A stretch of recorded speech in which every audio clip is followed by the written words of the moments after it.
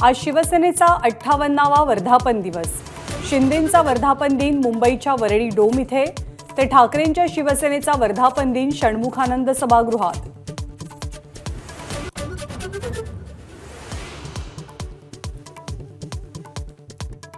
आपण दादांसोबत नाही तर राष्ट्रवादी काँग्रेस सोबत, एबीपी माझाशी बोलताना छगन भुजबळांचं अत्यंत सूचक विधान।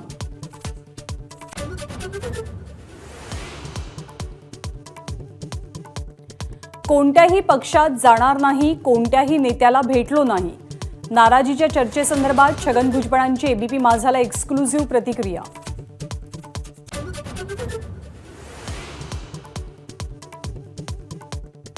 दोनशेहून अधिक विधानसभेच्या जागा लढवण्याची घोषणा केल्यावर राज ठाकरेंचा पहिलाच नाशिक दौरा।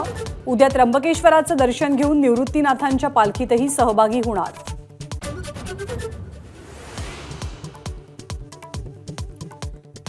राज्यात भाजप धन्यवाद यात्रा काढणार, लोकसभा निकालानंतर मतदाराचे मानणार आभार।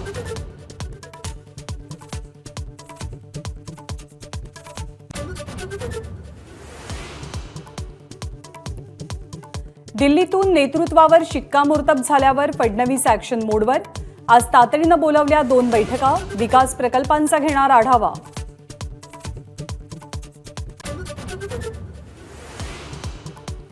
नाना पटोलेंच्या विरोधात भाजप आक्रमक, नागपूरसह नाशिकमध्ये पटोलेंच्या विरोधात भाजपचं आंदोलन।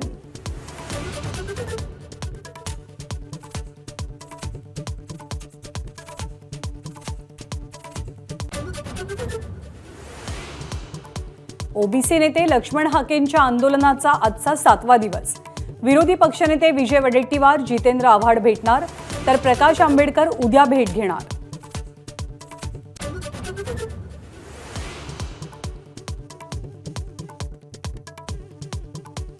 लक्ष्मण हाकेंच्या आंदोलनावर जरांगेंची टीका, आंदोलन सरकार पुरस्कृत असल्याचा आरोप।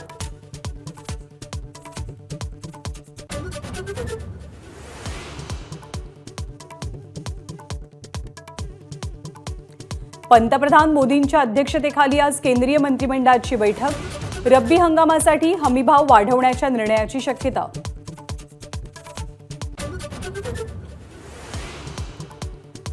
नाशिक शिक्षक मतदारसंघात राष्ट्रवादीच्या नरहरी जिरवाडांचा महाविकास आघाडीच्या उमेदवाराला पाठिंबा।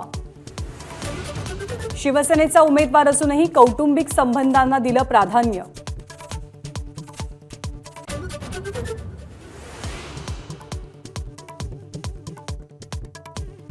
राज्यामध्ये पोलीस भरतीला सुरुवात। 17,000 जागांसाठी तब्बल 17 लाख अर्ज, मैदानी चाचण्यांसाठी उमेदवारांची गर्दी।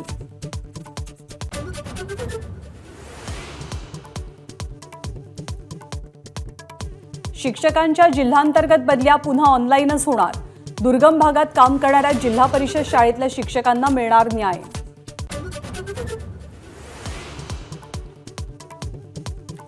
बुलढाणा आणि वाशिम जिल्ह्यात पावसाची दडी, लाखो हेक्टर क्षेत्रावरती पेरण्या खोळंबल्या, तर काही भागात स्प्रिंकलर्सनं पाणी देण्याची वेळ।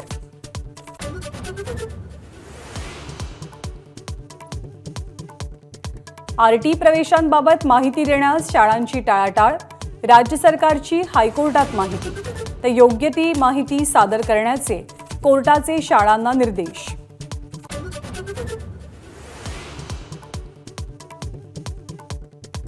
नागपूर हिट अँड रन प्रकरणी पोलीस निरीक्षक विजय दिघेंवरती कारवाई, निष्काळजीपणाचं कारण देत निलंबन।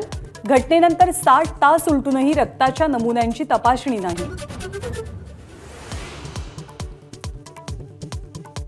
बिहारच्या नालंदा विद्यापीठाच्या नव्या कॅम्पसचं आज पंतप्रधान मोदींच्या हस्ते उद्घाटन। पुरातन नालंदा विद्यापीठाच्या अवशेषांनाही भेट देणार। एबीपी माझा, उघडा डोळे बघा नीट।